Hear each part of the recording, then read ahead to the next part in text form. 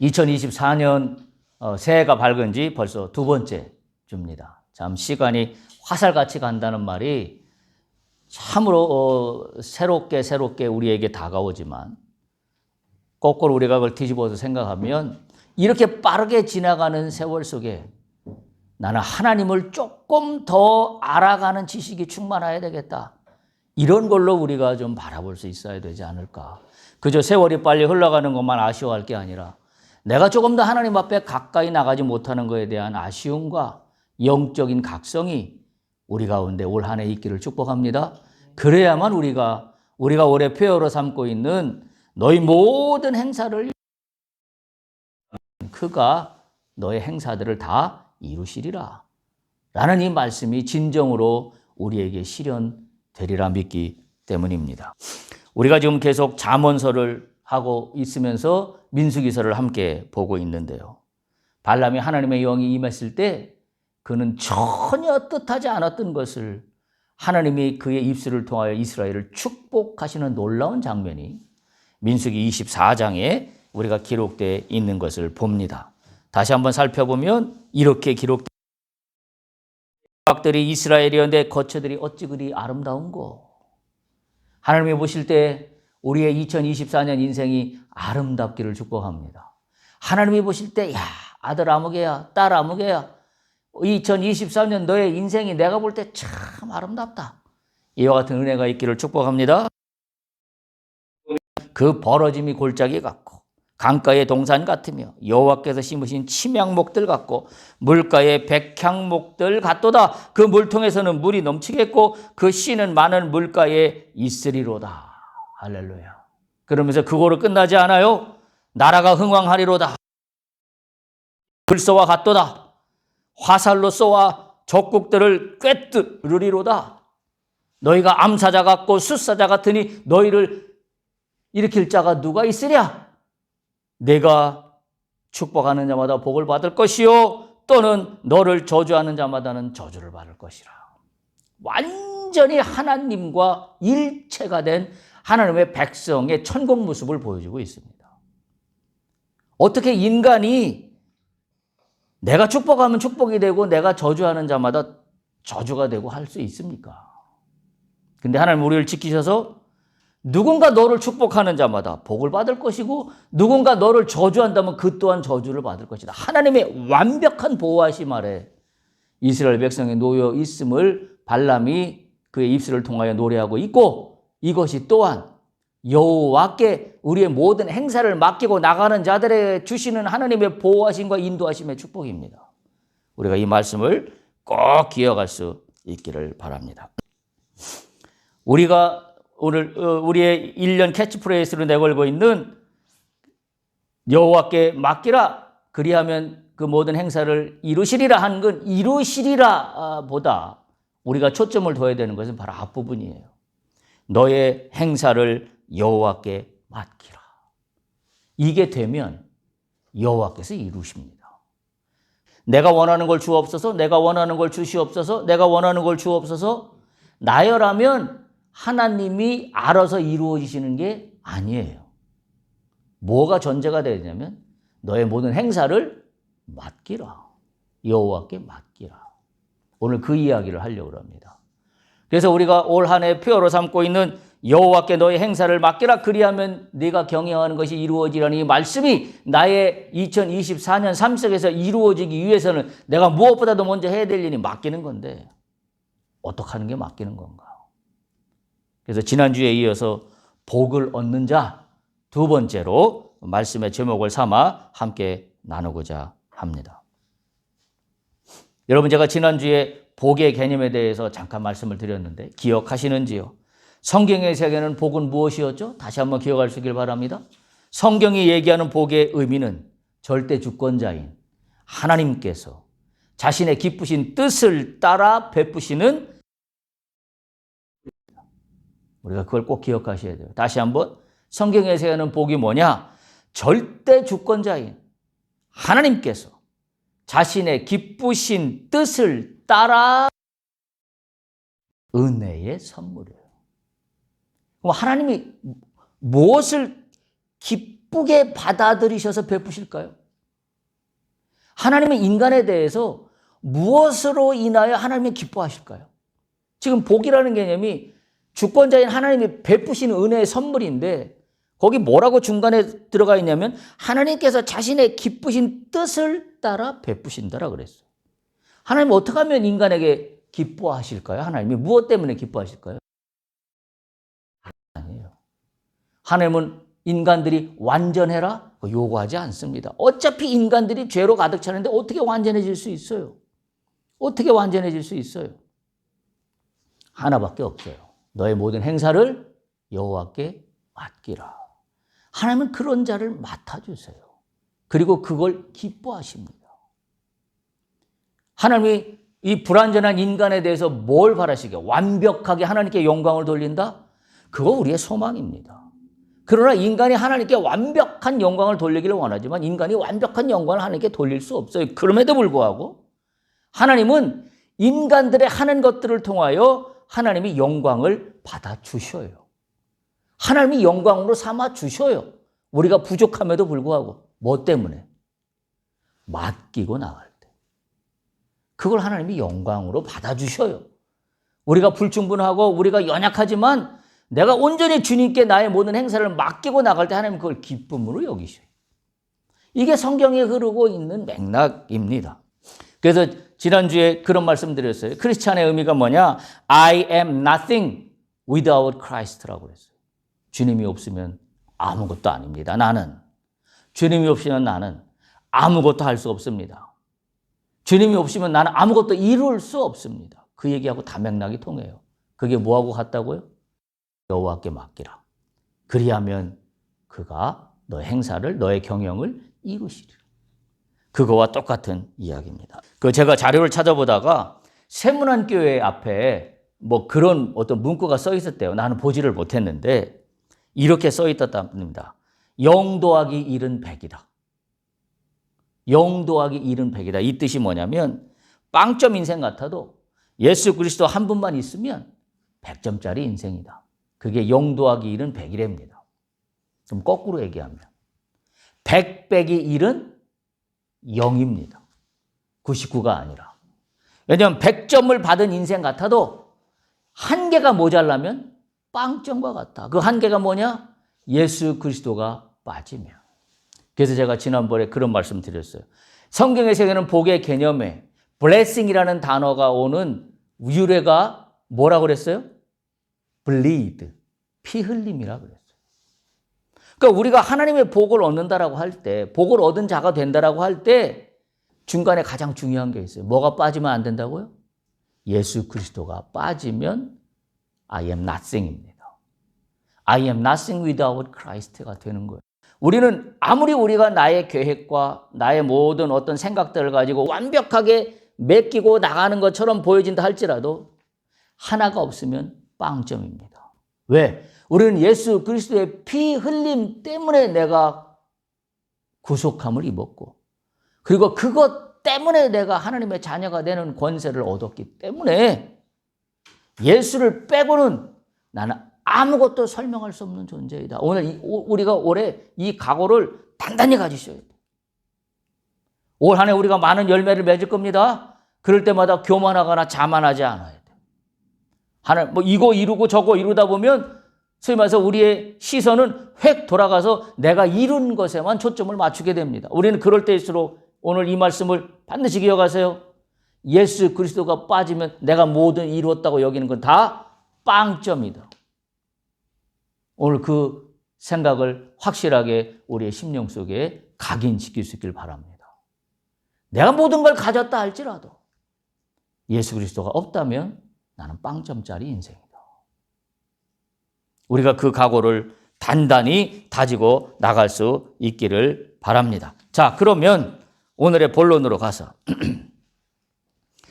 너의 행사를 여호와께 맡기라. 그리하면 내가 경외한 것이 이루어지리라고 하셨는데 맡긴다는 것이 어떤 의미인가? 우리가 읽은 잠언서 16장 1절에서 22절까지 말씀 속에서 맡긴다는 게 무언가에 대해서 우리가 한번 같이 나누며 살펴보도록 하겠습니다. 첫째, 맡긴다는 것은 내가 하는 모든 행사에 대하여 최선을 다하고 책임을 지는 걸 말합니다. 그게 맡기는 거예요.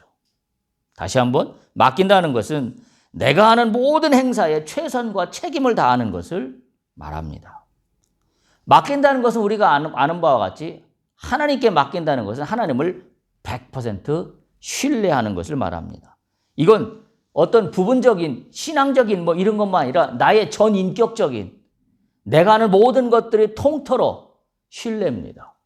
내가 하는 세상의 일과 내가 하는 영적인 어떤 믿음의 어떤 모든 행위들이 다 통틀어서 하나님을 신뢰한다고 하면 두 개가 다 균형을 이루어야 됩니다.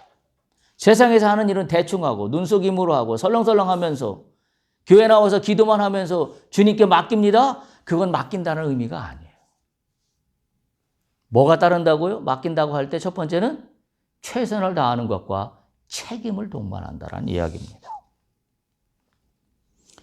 맡긴다는 것이 나는 아무것도 하지 않아도 된다라는 의미가 절대 아닙니다. 크리스찬들이 가장 오해하고 있는 부분이 이 부분이에요. 그래서 1년 365일 기도원에 가서 기도만 하면 일이 이루어지나요? 아니에요. 하나님이 맡긴다고 할 때는 아니 그러면 우리를 세상 가운데 태어나게 하지를 마시지요. 세상에다 왜 창조하셨어요? 그냥 천국에다가 천국 동산에 우리를 만드시면 되지 왜 이 땅 가운데 우리를 만드셨어요? 그 얘기는 뭐예요? 이 땅 가운데서 내가 살아야 될 책임과 사명을 다하라는 겁니다. 우리가 그걸 분명히 기억해야 돼요. 근데 소위 말해서 사입이나 이단들의 종교는 뭐로 가요? 다 버리고 다 팔고 다 교회로 와라. 다 그리고 나와 먹고 마시고 다 우리끼리 하자. 그거 아닙니다. 절대적으로 잘못된 겁니다. 하나님의 원리는 주께 대해 맡기면 그것에 대해 최선을 다하고 또한 책임을 다하는 내가 감당할 몫에 대한 사명으로 나가는 겁니다.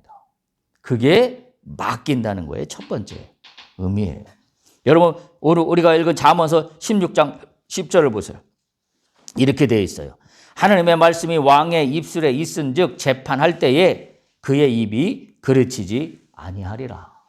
여러분 옛날 이 고대 시대에 이 말씀이 있던 이 시대에 왕들이 해야 될 일이 뭐예요? 솔로몬의 왕도 처음에 가장 그 유명한 이야기가 뭐로부터 시작돼요? 그 어머니 이야기로부터 시작하잖아요. 이게 누구의 아이냐? 네. 왕의 가장 중요한 임무는 재판이에요. 이걸 오늘날 얘기하면 대통령은 자기가 해야 되는 일이 있을 거고, 그죠? 또 사업하는 사람은 사업가로서의 자기가 해야 되는 일이 있을 거고, 그 일을 게을리하면 안 됩니다. 왕은 재판하는 일이 우선이에요. 그런데 여기 뭐라고 되어 있냐면 하나님의 말씀이 왕의 입술에 있은즉 그랬어요. 우리가 우리의 일을 할 때에 하나님의 말씀이 우리의 일에 있은즉 그 재판할 때 그의 입이 그르치지 아니하리라. 내가 하는 일이 그르치지 아니하리라. 할렐루야. 이게 원리예요. 그러니까 우리가 최선을 다하여 책임을 다하는 자세로 나갈 때 그게 말씀 가운데 있을 때 그 일을 그르치지 않게 되는 겁니다. 왕이 말씀으로 재판하는 왕이 책임과 의무를 다한다는 것은 재판을 일단 최선을 다해야 됩니다. 그런데 만일 왕이 재판하는 일을 하지 않는다 그러면 아무것도 이루어질 게 없습니다. 하나님의 말씀이 그의 입술에 놓일 기회조차도 없어요. 하나님이 역사하시려면 재판을 해야 될 거 아닙니까? 우리가 우리의 하는 일들 속에 하나님의 역사가 일어나려면 우리가 일을 해야 될 거 아닙니까? 말하자면 우리가 일을 최선을 다해서 해야 될 거 아닙니까? 그래 하나님은 그 일 속에 하나님의 말씀이 놓이지요. 똑같은 이치입니다. 그러면 왕이 그 책임을 다할 때 재판을 잘못할 리가 없다라는 게 지금 이 10절의 말씀이에요.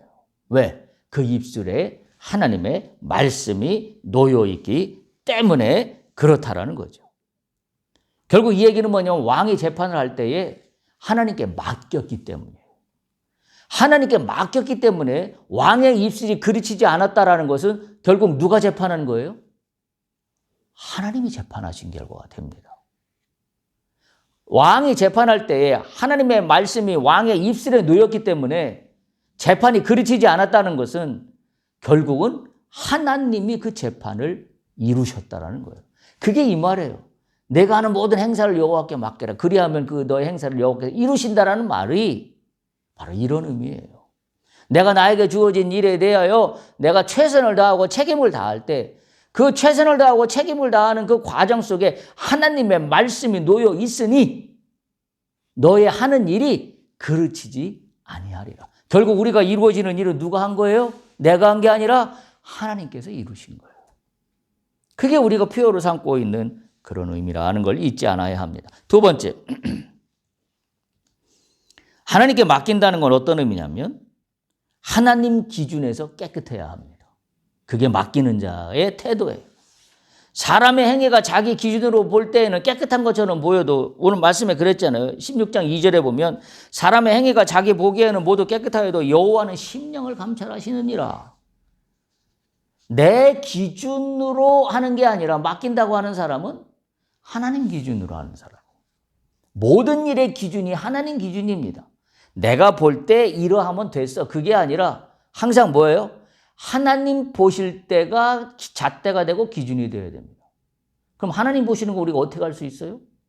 말씀으로 기준을 삼으면 됩니다. 하나님 말씀에 비추어 그걸 기준으로 삼아 나갈 때 그런 사람이 맡긴 자가 된다는 겁니다. 나의 계획이 하나님 보시기에 합당한가를 영적으로 가늠할 수 있어야 합니다. 나의 계획의 동기가 지난번에 말씀드렸죠? 모티브라 그랬어요. 여호와께서 심령을 감찰하신다는 말은 뭐냐면 여호와께서 나의 모티브를 보신다. 내가 이 일을 계획하는 거에 대한 동기가 어디 있는가를 봅니다. 그 동기가 어디에 합해야 된다고 제가 말씀드렸어요? 하나님의 뜻에 합해야죠. 그러면 하나님의 기준에 맞아야죠. 나 혼자 잘 먹고 잘 사는 거.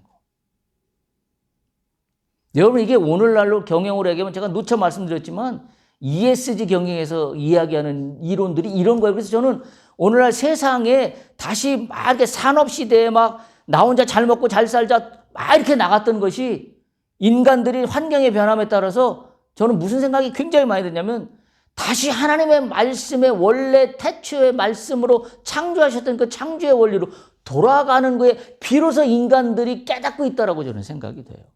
다만 인간들은 그걸 하나님으로 이야기하지 않고 세상의 원리로 이야기하고 있는데 그 원리를 가만히 들여다보면 성경의 원리하고 똑같습니다. 오늘날 이 경영에서 얘기하는 게 나 혼자만 잘 먹고 잘 사는 걸 이야기하지 않아요. 왜 환경을 이야기하나요? 나 혼자만 잘 먹고 잘 살아서는 안 된다는 이야기거든요. 그래서 그 동기가 내가 하는 일의 동기가 하나님 보시기에 기준이 되어야 합니다. 우리가 세상적으로는 ESG라고 하는 경영의 그 모티브에 우리가 하는 사업의 기준도 맞춰 나가야 됩니다. 동시에. 그러면서 우리가 행하는 ESG의 경영의 그 기준 위에 그 바탕에 뭐가 놓여야 돼요? 하나님의 말씀이 놓여야 돼요. 그러면 이 ESG는 완벽해집니다. 지금 세상 사람들 얘기하는 거는 하나가 빠졌죠. 그래서 위험해요. 왜? 이게 ESG 경영으로 해서 가자고 하다가 이제 또 어느 순간에 자기적인 자기의 해석으로 이게 변질될지 알 수가 없어요. 이게 변질되지 않으려면 하나님의 말씀 위에 놓아야 돼요. 우리의 원리가 여기에 있어요. 우리가 세상 가운데서 우리가 어떤 하나님의 기준으로 살아간다라고 할 때 우리가 하나님의 기준으로 살아가는 것이 교회에 나와서 기도하고 365일 24시간 온통 교회에만 나와 있는 것이 하나님의 기준이 아니에요. 말씀드린 대로 세상에 살아갈 때에 우리가 세상에서 공평과 공정이라는 그런 잣대에서 사람들의 커먼센스 속에서 공의가 이루어지는 거에 대해서 우리가 최선을 다하고 책임을 다해야 돼요. 그러나 이 공의와 공정이라는 것은 인간들이 세워놓은 이 공정은 언제든지 변할 수 있는 거기 때문에 우리는 거기다 하나를 더 바탕에 깔아야죠. 뭘로? 하나님의 공의로. 그러면 완벽해집니다. 그러면 완벽해져요. 셋째, 여호와께 맡긴다는 것은 교만과 죄악에 속하지 않아야 합니다. 잠언 16장 5절에 보면 여호와께서 미워하시는 사람이라고 정확하게 정의한 사람이 있어요. 누가 미워하는 사람이에요? 여호와께서 미워하시는 사람은 어떤 사람이에요? 마음이 교만한 사람이에요. 그러니까 마음이 교만하면 여호와께서 미워하실 수밖에 없죠. 왜? 마음이 교만한 자는 절대 100% 여호와께 맡기지 않아요. 왜? 내가 잘할 수 있기 때문에. 내가 대단하다고 여기기 때문에. 내가 하면 된다라고 생각하기 때문에. 그래서 이건 당연한 이야기예요. 여호와께서 그러나 뭐라고 분명히 말씀하시냐면 마음이 교만한 자, 다른 말로 표현하면 맡기지 못하는 자, 여호와께서 미워하신다 그랬어요. 근데 그 뒤가 더 있어요. 피차 이런 사람들끼리 손을 잡을지라도 벌을 면하지 못하리라. 교만한 자는 교만한 자들끼리 연대하게 되어 있습니다. 왜? 겸손한 자가 교만한 자에서 살아날 수가 없어요. 자기 뜻만 주장하거든요. 자기만 옳다고 하거든요. 자기가 늘 으뜸이거든요. 자기가 늘 우두머리거든요. 어떻게 그 무리 안에 겸손한 자가 같이 할 수 있겠어요? 같이 못하죠. 그래서 결국 같이 망하게 되어 있습니다. 교만한 자와 함께 손을 잡는 것조차도 하지 말라고 합니다. 왜냐하면 교만은 전염되기 때문이에요. 교만은 전염되는 특성을 갖고 있어요. 그래서 교만은 하나의 교만으로 끝난 게 아니라 교만의 성을 구축합니다. 교만의 성을 구축해요. 여러분, 우리가 교회를 볼 때도 우리 교회만이 정답이라고 하는 건 교만의 성을 구축한 거예요. 하나님 나라에 우리 교회만이 정답이라는 게 어디 있어요? 굉장히 위험한 발언입니다. 그냥 겉으로 볼 때는 굉장히 저 교회는 막 영적으로 이 연대감이 튼튼하고 온 교회가 하나로 똘똘 뭉쳐 있거나 생각할 수 있지만 아니에요. 교만의 성을 구축하고 있는 겁니다. 우리는 넓게 봐야 돼요. 어디로 봐야 돼요? 하나님 나라 안에서의 우리 교회. 하나님 나라 안에서의 나입니다. 내가 하나님 나라를 대표할 수 없고 우리 교회가 하나님 나라를 대표할 수 없어요. 근데 많은 교회들이 그런 가치로 가고 있어요. 마치 내가 대한민국의 대표교회, 하나님 나라의 대표가 되는 것처럼 굉장히 교만한 거예요. 영적 일어나는 이름으로 교만의 성을 구축한 거나 똑같습니다. 우리의 삶도 마찬가지예요. 우리가 사업을 할 때 사업을 하는 사람끼리 연대를 합니다. 연대를 해서 팀을 구성할 때 교만의 성을 구축하지 않도록 우리는 경계해야 합니다. 그러기 위해서는 내가 깨어 있어야 돼요. 기도해야 돼요. 말씀의 기준에서 흐트러지지 않아야 합니다. 예수님이 뭐라고 그러셔서 이 땅에 오셔서 마태복음 20장 28절에 보면 예수님 이렇게 말씀하세요. 나는 이 땅에 온 것은 섬김을 받으러 온 게 아니라 섬기러 왔다. 예수님은 그걸 이 땅 가운데 모범을 보여주신 분이에요. 그래서 마태복음 11장 29절에 보면 예수님이 이렇게 말씀하세요. 나는 마음이 온유하고 겸손하니 나에게 배우라. 우리가 이 부분을 분명히 기억해야 합니다. 교만한 자는 여호와께서 미워하시는 자이니 그 자는 여호와께 맡기는 자가 아니라는 사실을 우리가 분명히 깨달아야 됩니다. 넷째, 맡기는 자는 무엇을 얘기하냐면 공의와 공평한 저울을 자기 스스로의 기준으로 삼아야 합니다. 그게 맡기는 자예요. 공의와 공평한 저울입니다. 삶에서의 실천을 이야기하고 있어요. 잠언서 16장 8절에 보면 이렇게 기록되어 있습니다. 적은 소득이 공의를 겸하면 많은 소득이 불의를 겸한 것보다 나으니라. 우리가 이걸 반드시 붙잡아야 합니다. 우리가 재물을 모으되 돈을 벌되 공의를 겸해야 합니다. 불의가 짝꿍이 되어서는 곤란합니다. 11절에 더 이렇게 표현합니다. 공평한 저울과 접시 저울은 여호와의 것이요 주머니 속의 저울추도 다 그가 지으신 것이다. 공평한 저울, 접시 저울, 세상 가운데 내가 하는 사업이나 일들 속에 눈속임이 있어서는 안 됩니다. 주머니 속에 있는 것도 여호와 것이다. 은밀하게 내가 가지고 있는 것도 다 여호와 것이다. 오늘 말씀은 그렇게 기억하고 있습니다. 다른 본문의 잠언서 11장 1절에 보면 이렇게 기록하고 있어. 속이는 저울은 여호와께서 미워하시나 공평한 추는 그가 기뻐하시니라.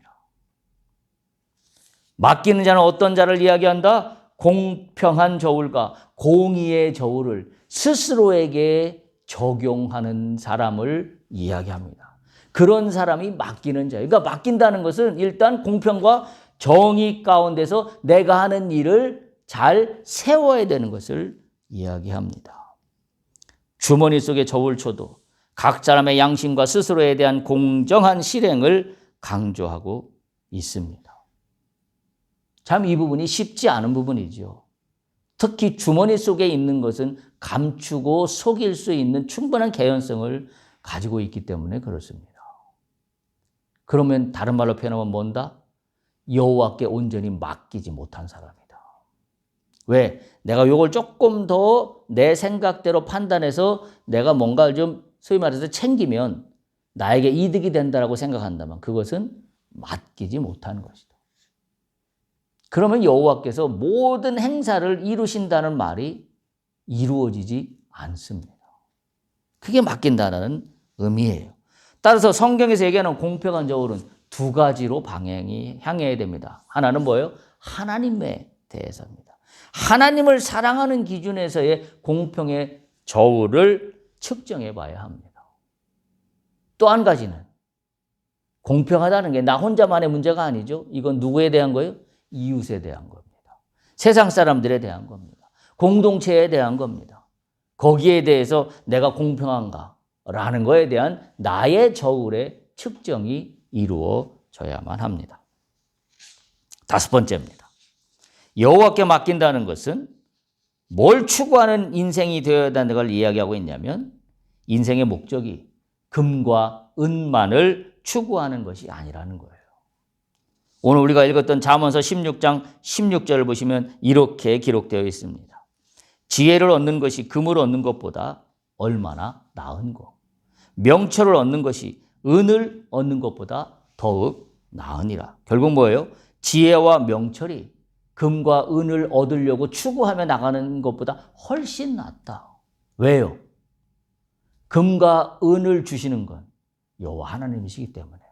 나는 금과 은을 추구한다 그러면 여호와를 의지하지 않습니다. 금과 은을 의지하지요.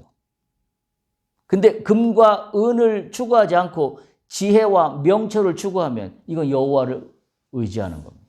그러면 뭐야? 하나님께서 금과 은을 더하여 주십니다. 이게 원리예요. 그러니까 맡긴다고 하면서 나의 모든 목적이 금과 은에만 집중되어 있다고 한다면 그 사람은 여호와께 맡기는 게 아니에요. 여호와께 맡기는 사람은 지혜와 명철, 여호와로 인한 지혜, 여호와께서 주시는 명철함으로 사업을 하는 거지요. 그러면 금과 은은 딸려오게 되어 있습니다. 근데 금과 은을 벌기 위해서 사업에 집중하면 속이는 것밖에 남는 게 없겠죠. 저는 그래서 가끔 이런 구절을 읽을 때마다 저는 현대를 읽은 정주영 회장의 자서전에 나오는 그 이야기 중에 한 대목이 늘 생각이 나요. 그 시골에서 올라와서 쌀가게에 취직했던 정주영이라는 그 청년이 어떤 소망을 품고 현대라는 대그룹을 이루었다고 자서전에 쓰여 있었냐면 나는 한 번도 부자가 되려고 생각해 본 적이 없다. 그러면서 그 사람이 이런 이야기를 합니다. 나는 이 땅의 가난이 너무 싫었다. 그래서 나는 이 땅의 가난을 내가 하는 일을 통하여 뭔가 해결하고 싶었다. 생각이 다르지 않아요? 나는 내가 쌀가게를 하고 내가 올라와서 이 사업이 번창해서 내가 돈을 많이 벌어서 좋은 집을 갖고 내가 가난에서부터 벗어나서 윤택한 삶을 살아야 되겠다. 라고 했다면 제 생각에 현대라는 대그룹을 일구지 못했을 거라고 저는 생각합니다. 그런 생각이 달랐어요. 그때 당시 시대 상황에 볼 때 나는 이 대한민국 땅, 이 땅의 가난이, 굶주린 이 땅의 현실이 너무 싫었다. 나는 그래서 이 땅에 그 가난을 해결하는 일에 내가 쓰임받고 싶다. 지혜 아니에요? 그게 지혜잖아요. 우리가 하나님 일을 한다고 할 때, 우리가 세상에서 일을 한다고 할 때 금과 은을 쫓아가면 절대 금과 은은 나에게 따라오지 않습니다. 그게 세상의 이치예요. 세상 사람들은 그 얘기 하잖아요. 돈을 쫓아가면 돈이 도망간다고. 우리가 숱하게 들어요. 네. 근데 나의 삶에서는 적용하지 않습니다. 나는 여전히 돈만 쫓아가고 있기 때문에 그렇습니다. 지혜와 명철입니다. 16장 21절에 보면 그래서 이렇게 기록되어 있어요. 마음이 지혜로운 자는 명철하다 일컬음을 받고 입이 선한 자는 남의 학식을 더하게 하느니라. 22절 보면 이렇게 되어 있습니다. 명철한 자에게는 그 명철이 생명의 샘이 된다. 그런데 미련한 자에게는 그 미련한 것이 징계가 된다. 여러분 미련하지 않기를 축복합니다. 어떤 사람이 미련한 사람이에요? 금과 은만을 쫓아가는 사람이 미련한 사람이에요. 지혜와 명철을 쫓아가면 생명의 샘이 된대요. 그럼 다 된 거지요. 끝난 겁니다. 하나님이 책임지십니다. 이게 맡긴 자예요. 이게 하나님께 맡긴 자라는 이야기입니다. 여러분 지식은 팩트에 인식합니다. 사실에 기반해요. 근데 지혜는 하나님으로 말미암은 미닝, 의미, 해석에 기반해요. 그게 지혜라는 의미예요. 지식은 헬라적이에요. 근데 지혜는 히브리적입니다. 다시 말하면 지식은 헬라적이라는 말은 그 문명과 과학 중심이라는 이야기예요. 옛날에 헬라 문화가 왕성했잖아요. 그래서 과학이 발달했고 그래서 세상에 그 지식이 발전하는 마치 그 르네상스를 여는 그런 기초가 된 거죠. 이 헬라 문화가. 그런데 지혜는 히브리적입니다. 히브리적이라는 말은 뭐예요? 하나님으로 말미암는 거예요. 하나님의 영으로 사는 사람들입니다. 하나님의 백성이 되어야 지혜가 있어요. 그 이야기를 하고 있는 겁니다. 지식은 우리가 열심히 배우면 얻을 수 있어요. 그러나 지혜는 열심히 배우는 거하고는 관련이 없어요. 왜? 지혜는 하나님의 영적 각성으로부터 주어지는 거기 때문에. 지식은 열심히 세상에서 공부하면 배울 수 있어요. 그게 다른 거죠. 따라서 지식을 훈련하고 배우면 얻을 수 있지만 지혜는 하나님과의 만남이 있어야만 얻을 수 있습니다. 그게 다른 겁니다. 그래서 지혜를 가진 사람은 먼 것과 가까운 것을 다 같이 볼 줄 알아요. 지혜가 없는 사람은 지식만 갖고 있기 때문에 먼 것만 본다 그러면 먼 것만 알아요. 가까운 걸 보면 가까운 것만 보입니다. 그게 지식이에요. 그러나 지혜가 있는 사람은 가까운 걸 보는데도 먼 것을 가늠할 수 있어요. 먼 것을 보는데도 가까이 있는 것을 가늠할 수 있어요. 이게 지혜예요. 왜 그게 가능해요? 눈에 보이지 않은 것까지도 가능해집니다. 왜 그게 가능해요? 하나님이 주시는 영적 각성으로 말미암아 얻어지는 게 지혜이기 때문에 그렇습니다. 그래서 여기 지금 오늘 성경의 세계는 지혜는 그런 의미를 담고 있어요. 명철은 그래서 생겨나는 명철함을 담고 있는 겁니다. 우리가 신앙생활을 하면서 우리의 신앙생활을 지식적인 측면으로 접근하는 한 하나님의 지혜는 주어지지 않습니다. 성경의 지식은 많아질지 몰라요. 성경의 구절은 많이 아는 게 생길지 모릅니다. 그래서 누가 물어보면 이런 구절이 있으라고 이야기할 수 있을지는 몰라요. 그러나 그 구절로 말미암아 그 사람에게 지혜는 없습니다. 왜? 하나님을 만남으로 말미암은 그런 말씀이 아니라 지식으로 외운 말씀이기 때문에 그렇습니다. 그래서 지혜가 없는 상황에서는 힘이 강한 것이 최고지만 지혜가 있으면 힘 아래 굴복하게 됩니다.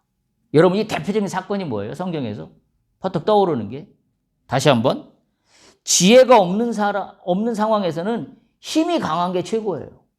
그런데 지혜가 있으면 그 힘은 그 강한 것 같은 힘은 그 지혜 아래 굴복합니다. 무슨 사건이에요? 다윗과 골리앗이. 여러분 다윗과 골리앗이 딱 이거잖아요. 다윗은 지혜가 있었어요. 왜? 하나님을 만나는 영적 각성이 있었던 소년 다윗은 골리앗의 대단한 최고의 힘을 갖은 장수 앞에서 그를 쓰러뜨렸습니다. 세상적인 논리로 보면 누구도 비웃었잖아요. 저 꼬맹이가 돌팔매 가지고 뭔 짓을 한다는 거냐 웃기고 있다라고. 오히려 그 형조차 다윗을 내쫓았잖아요. 네가 이 어린 게 뭐라고 전쟁터에 오냐고. 가라고. 근데 다윗을 보세요. 너는 칼과 창으로 나오지만 나는 만군의 여호와 이름으로 나간다. 이게 누가 주신 지혜예요. 여호와께서 주신 지혜잖아요. 그러니까 우리가 지혜를 사모할 수밖에 없어요. 우리가 맡긴다는 것은 이런 지혜를 사모하는 거예요. 이런 하나님이 주시는 지혜를 사모하면 내 사업이 안 될 수가 없지요. 여호와께 맡겨서 지혜를 얻어갖고 사업을 하고 있기 때문에 우리가 이걸 소망해야 합니다. 여호와를 의지하는 것이 지혜입니다. 할렐루야. 여호와를 의지해야, 주님께 맡겨야 하나님이 주시는 지혜가 우리에게 나오게 됩니다. 그게 오늘 자문서 16장 22절에 뭐라고 되어 있다고요? 명철한 자에게는 그 명철이 생명의 샘이다. 생명의 샘이다. 다윗의 이야기와 똑 떨어지는 이야기입니다. 여섯째, 여호와께 맡긴다는 것은 정직과 온전한 행실을 바랍니다. 여호와께 맡기는 자는 정직으로 나가는 자가 여호와께 맡기는 자입니다. 잠언서 11장 11절 보면 이렇게 기록되어 있어요. 성읍은 정직한 자의 축복으로 인하여 진흥한다. 성읍이 뭐 때문에 왕성해지고 진흥하냐면 정직한 자 때문에 진흥해. 반면에 악한 자의 입으로 말미암아 성읍은 무너지느니라. 이렇게 써 있어요. 정직은 성읍을 이렇게 세웁니다. 쓰러졌던 성읍을 이렇게 세웁니다. 나의 쭈그러들었던, 나의 어떻게 보면 왜소해졌던 나의 인생의 모든 것들을 이렇게 세우는 힘은 정직입니다. 내 사업의 어려운 부분들을 이렇게 세우는 것은 정직입니다. 오늘 그 잠언은 그 얘기를 하고 있습니다. 잠언서 2장 6절 7절에 보면 이렇게 또 오늘 본문과 비슷하게 쓰여 있어요. 여호와는 지혜를 주시며 지식과 명철을 그 입에서 내심이며 그는 정직한 자를 위하여 완전한 지혜를 예비하셨다. 하나님은 정직한 자를 위하여 완전한 지혜를 예비하셨대요. 우리가 완전한 지혜를 어떻게 얻을 수 있어요? 정직하면 하나님이 주신대요.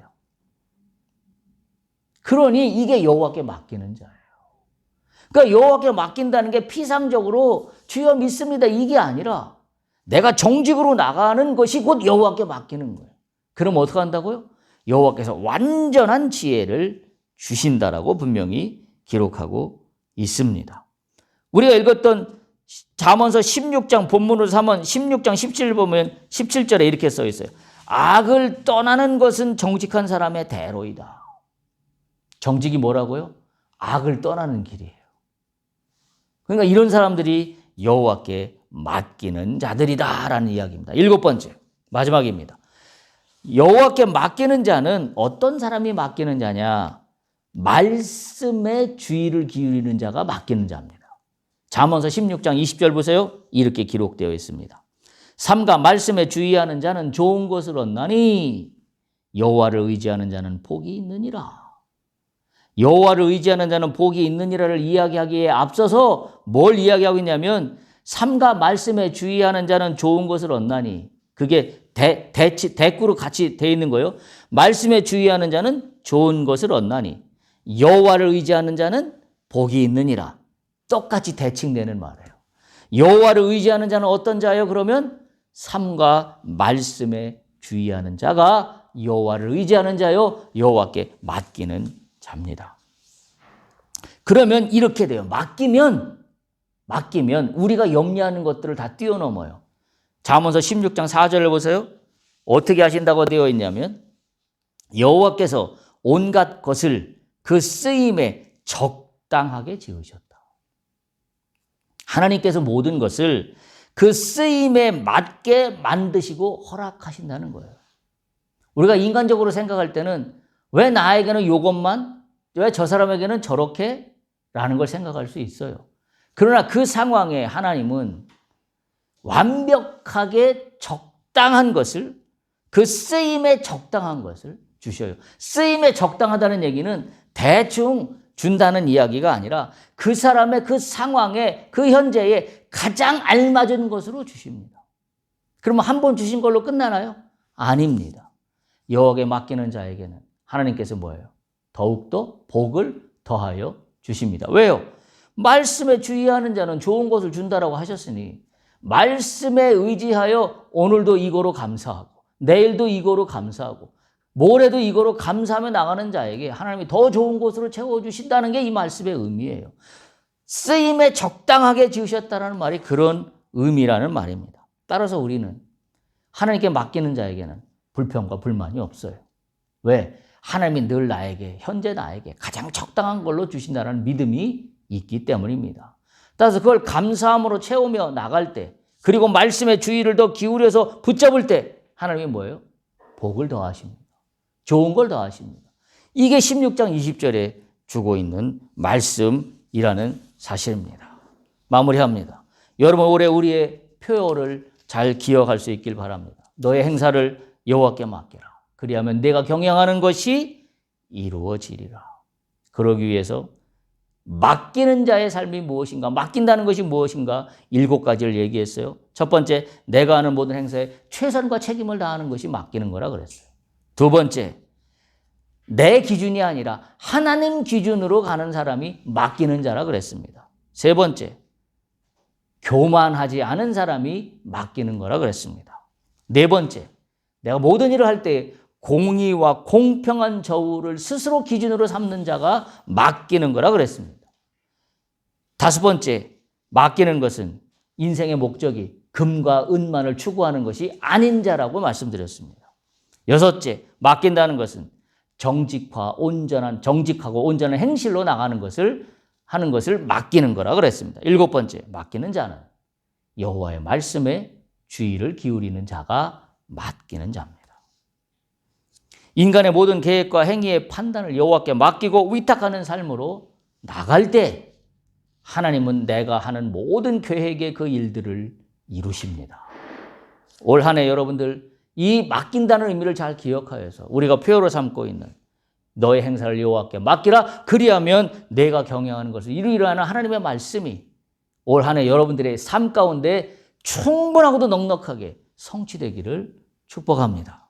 할렐루야.